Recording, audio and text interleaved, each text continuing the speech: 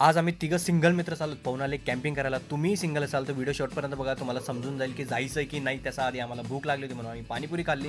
पाणीपुरी खाऊन झाल्यानंतर आम्ही निघालो पवनासाठी निघाल्यानंतर हे भारी भारी व्ह्यूज आपल्याला दिसतात, भारी भारी गावाचे व्ह्यूज आपल्याला दिसतात. त्यासोबत एक काका होते, जय शिवराय करून त्यांना आम्ही पुढे निघालो. तोपर्यंत महाराजांची प्रतिमा पण आली होती, महाराजांचे दर्शन घेतले. आम्ही पवना कॅम्पिंगला पोहोचलो, साईटला पोहोचलो. तिथं खूप सारे वेगळ्या प्रकारची लोकं आली होती. काही गेम्स खेळले. गेम्स खेळून झाल्यानंतर आम्हाला हे काही खायला दिलं होतं.